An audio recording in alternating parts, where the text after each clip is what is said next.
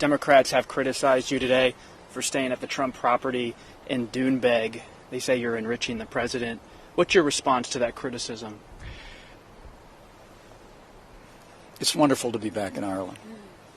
For many reasons. Ireland is so important to the United States of America as a trading partner.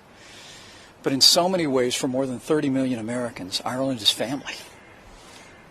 And I'm one of them.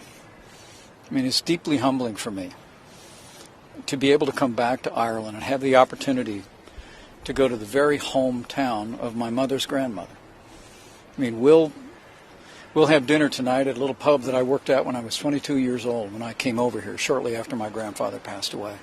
And right across the street is the house where my great-grandmother grew up. She often spoke of the castle that was out the window of her bedroom. And to be able to be here, to be able to reaffirm our commitment to the Republic of Ireland, to all of our economic ties, our diplomatic ties, but at the same time to have an opportunity to connect to the roots of my family, I think supports the relationship between the United States and Ireland.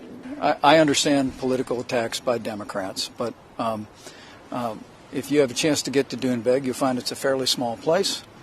And the opportunity to stay at Trump National in Doonbeg to accommodate the unique footprint that comes with our security detail and other personnel made it logical. We checked it with the State Department. They approved us staying there, and I was pleased to have the opportunity to return to that family hometown and to be able to stay there, and not just on a personal level, but also to do it in a way that helps me celebrate with the people of Ireland the connection that so many tens of millions of Americans feel to the Emerald Isle.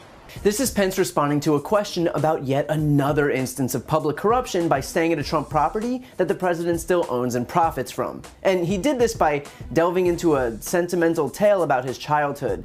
He then claimed that this trip to Doonbeg would reaffirm the bonds between the United States and Ireland, because clearly nothing would strengthen those bonds better than staying at a private luxury resort not accessible to the general public. And look, it's all very good and sweet that Mike Pence got to visit the bar he worked at when he was 22. I'm certain I speak for all Americans in saying just how fulfilling it is for me to know that the vice president was able to take his $224,000 government-funded trip down memory lane. But that doesn't change the fact that taxpayer dollars are yet again being used to line the pockets of a president exploiting his office to enrich himself. Of course, once Pence was done with his one-man play extolling the virtues of reconnecting to his heritage, he offered a half-hearted defense of the expense, claiming that it was a logical choice.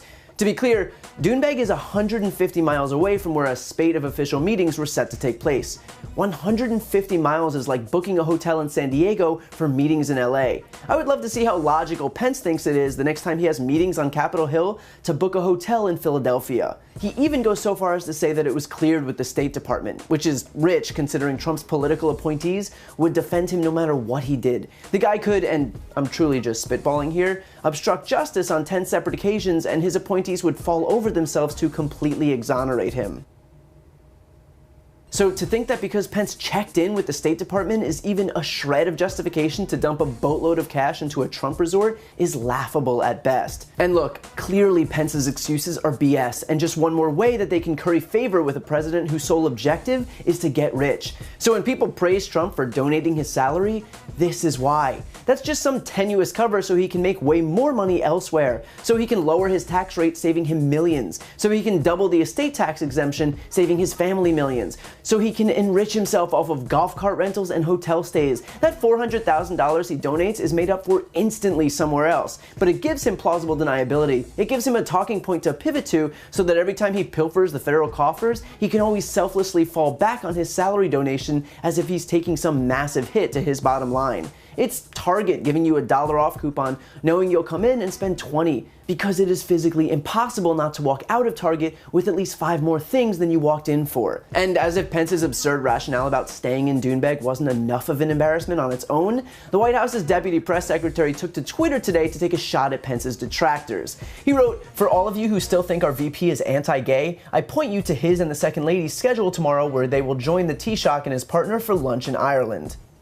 Well, I guess he's not a homophobe after all, since he's deigned to sit down for a lunch with the leader of the country that he's currently visiting. I guess his support for the use of federal funding to treat people seeking to change their sexual behavior is merely a thing of the past now. His passing the Religious Freedom Restoration Act as governor of Indiana in 2015, effectively legalizing discrimination against LGBTQ Americans under the pretense of protecting religious liberty, are totally absolved, what with him gracing Ireland's gay Taoiseach with an hour for lunch.